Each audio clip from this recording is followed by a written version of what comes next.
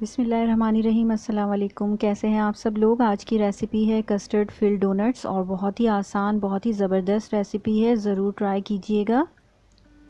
Recipe पसंद आए तो लाइक और शेयर करना बिल्कुल भी मत भूलिएगा और मेरे चैनल पर आप फ़र्स्ट टाइम आए हैं तो इसे सब्सक्राइब कर लीजिएगा। तो चलें रेसिपी बनाना शुरू करते हैं। डोनट्स बनाने के लिए हम सबसे पहले मैदा ले रहे हैं। मैदा मैं लूँगी 1 cup, 1 table spoon and half table spoon. सबसे पहले हमने 1 कप मैदा ऐड किया है, फिर टेबल स्पून से 1 और हाफ़ टेबल स्पून मैदा इसके अंदर ऐड कर दिया है। ग्राम्स में इसकी जो मिकदारें हैं वो मैं डिस्क्रिप्शन बॉक्स में भी दूँगी, आप वहाँ से चेक कर सकते हैं। इसके अलावा हम इसमें शक्कर ऐड करेंगे 1 टेबल स्पून और हाफ़ टेबल स्पून। इसके अलावा हमें नमक लेना है 1/4 टीस्पून। इसके बाद हम तमाम चीज़ों को मिक्स कर लेंगे, यानी कि शक्कर, आटा और जो नमक है, उन तमाम चीज़ों को हमें अच्छे तरीके से मिक्स करना है, इन तीनों ड्राई इंग्रेडिएंट्स को। इसके बाद मैं आज इन्हें मशीन में गूंद रही हूँ। आप हाथ से डेफिनेटली इन्हें गूंद सकते हैं, तो मैंने आज मशीन में इन्हें गूंदा है। हाथ से मैं अक्सर अपनी वीडियोस में गूंदती हूँ, तो आप दूसरी वीडियोस मेरी चेक कर सकते हैं। इसके अलावा हम एक मिक्सचर बनाएंगे अब, और इस मिक्सचर में हम सबसे पहले लेंगे दूध हमें लेना है नीम गर्म, और 1/4 कप लेना है। इसके अंदर आधा टेबल स्पून हम इंस्टेंट यीस्ट ऐड करेंगे, और इसके अलावा हम मेल्टेड बटर इसके अंदर ऐड करेंगे 2 टेबल स्पून के करीब, और इन तमाम चीज़ों को भी मिक्स कर लेंगे अच्छे तरीके से। इसके अलावा एक छोटे साइज़ का अंडा हम लेंगे और उस अंडे को भी इसके अंदर मिक्स कर लेंगे। इन तमाम चारों चीज़ों को हमें बहुत अच्छे तरीके से मिक्स करना है। इससे पहले कि हम इसको ऐड करें अपने आटे के अंदर, तो इन तमाम चीज़ों को आप बहुत अच्छे से, आप हैंड विस्क भी इस्तेमाल कर सकते हैं, बीट कर लें। इसके बाद मैं मशीन में इसे गूंद रही हूँ, तो मैं तमाम का तमाम ये मिक्सचर इस आटे के अंदर शामिल कर रही हूँ, मैदे के अंदर शामिल कर रही हूँ, और मैं इसे बहुत स्मूथ सा गूंद लूँगी। ये देखें, अब ये गूंदा नहीं है। अब ये मैंने इसको इस तरह से मज़ीद मशीन को चलाकर सॉफ्ट सा गूंद लिया है। काफ़ी सॉफ्ट और स्टिकी होता है क्योंकि इसके अंदर अंडा है। अब हम इसको हल्का सा ऑयल लगाकर कवर करेंगे, रैप करेंगे प्लास्टिक शीट से, और किसी भी टॉवल से इसको रैप करके किसी भी गर्म जगह पर रख देंगे तकरीबन 1 घंटे के लिए राइज़ होने के लिए। इसके बाद हम बनाएंगे अपना कस्टर्ड, जो हमें इसके अंदर फिल करना है। कस्टर्ड के लिए हम लेंगे 1.5 टेबल स्पून शुगर। सबसे पहले नमक हम शामिल करेंगे 1 चुटकी के करीब। इसके अलावा 2 और आधा टेबल स्पून के करीब हम इसके अंदर कॉर्नफ्लावर शामिल करेंगे, यानी कि 2.5 टेबल स्पून। इसके साथ ही हम इसके अंदर वनीला एसेंस शामिल करेंगे 1 टीस्पून। इसके साथ ही हम इसके अंदर दूध शामिल करेंगे 1 कप और 1/3 कप, यानी कि 1 कप शामिल करेंगे। इसके बाद हम 1/3 कप शामिल करेंगे। 1/3 कप जो है वो आधे कप से थोड़ा सा कम होता है, 1/4 कप से थोड़ा सा ज़्यादा होता है। तो ये तमाम चीज़ें हम शामिल करके इसको बहुत ही अच्छे तरीके से मिक्स करेंगे। इसमें लम्स नहीं रहने चाहिए कॉर्नफ्लावर के, क्योंकि हम कस्टर्ड बना रहे हैं, तो बहुत अच्छे तरीके से हम इसे मिक्स कर लेंगे। इसके बाद बिल्कुल हल्की आंच पर हम इसे चूल्हे पर रखकर इसके अंदर अंडे शामिल करेंगे और इसको मुस्तकिल चलाते रहेंगे, इसी तरीके से मिक्स करते रहेंगे। अब मैंने इस पैन को स्टोव पर रख दिया है और मैं इसे कंटिन्यूअसली इस तरह से मिक्स करती जा रही हूँ। बिल्कुल हल्की आंच पर मिक्स करते रहना है हमें इसे। तकरीबन 8 से 10 मिनट लगेंगे ये पकने में।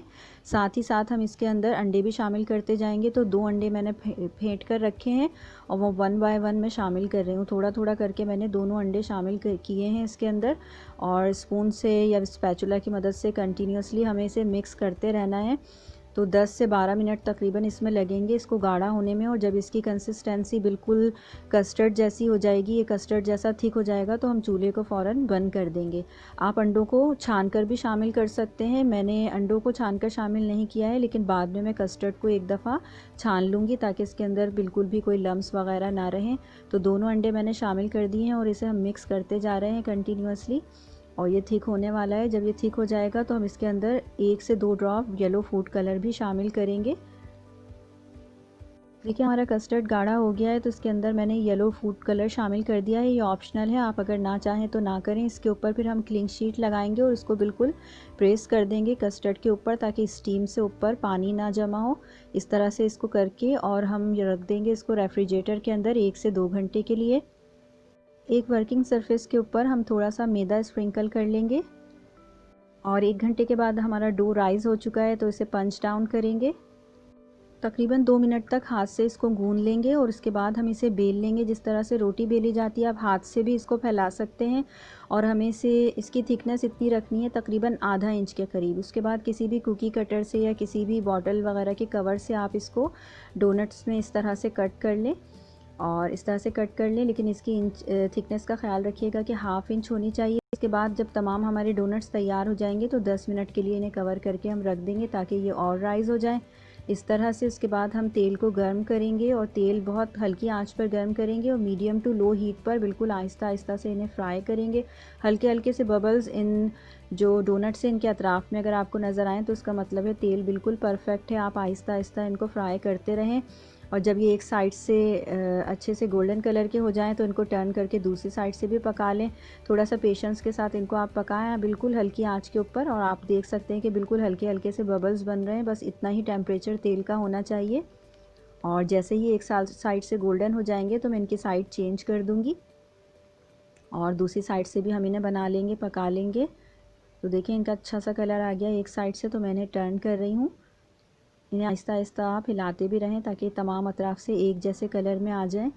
और हमारे डोनट्स काफ़ी अच्छे से फ्राई हो चुके हैं, 3-3 करके मैंने इन्हें फ्राई किया है। अब हम इन्हें निकाल लेंगे और जब ये गर्म ही होंगे तो हम इन्हें थोड़ी सी शक्कर लेकर उसके अंदर अच्छे तरीके से कोट कर लेंगे। आप पिसी हुई चीनी या फ़ाइन चीनी लें तो ज़्यादा बेहतर है, उसमें ये आसानी से कोट हो जाते हैं। तो मैं अब इन्हें कोट कर रही हूँ इस तरह से शक्कर के अंदर। और हमारे तमाम डोनट्स रेडी हो गए हैं। तो अब हम डोनट्स के अंदर थोड़ा सा होल करेंगे। मैंने एक स्पून ले लिया है और स्पून की बैक साइड से मैं इनके अंदर होल कर रही हूँ। अंदर से ये बिल्कुल खाली जिस तरह से होते हैं बिल्कुल खाली से हैं, होल है पूरा इनके अंदर। सिर्फ आप बाहर से होल करेंगे तो आपको पता चलेगा कि बहुत ही स्पंजी से बने हैं और अंदर बहुत ही सारी जगह है जिसके अंदर हम कस्टर्ड को फिल करेंगे। तो मैंने कस्टर्ड को ऑलरेडी एक पाइपिंग बैग में निकाल लिया है और एक सादा सा नोज़ल उसके आगे लगा लिया। अगर नोज़ल ना हो तो आप इसे बगैर नोज़ल के ऐसे ही कट कर सकते हैं। और अब हम इसे इस तरह से फ़िल कर रहे हैं, अंदर मुकम्मल तौर पर इसे फ़िल हो जाना चाहिए कस्टर्ड से। तो मैंने इन्हें फ़िल कर लिया है। इस तरह से मैं तमाम अपने डोनट्स को फ़िल कर लूँगी कस्टर्ड्स के साथ। हमारे तमाम डोनट्स बहुत अच्छे तरीके से फ़िल हो चुके हैं। तो मैं आपको इन्हें इस तरह से तोड़ के दिखाती हूँ। आप देख सकते हैं कि कितना सारा कस्टर्ड अंदर चला गया है क्योंकि अंदर से बिल्कुल हॉलो है। इस तरह से हमारे बहुत ही ज़बरदस्त से कस्टर्ड फिल्ड डोनट्स रेडी हो गए हैं। तकरीबन 8 डोनट्स बनते हैं इस रेसिपी से। आप चाहें तो रेसिपी डबल कर सकते हैं। उम्मीद है कि रेसिपी आपको पसंद आई होगी। अपना बहुत ख्याल रखिएगा। अल्लाह हाफ़िज़।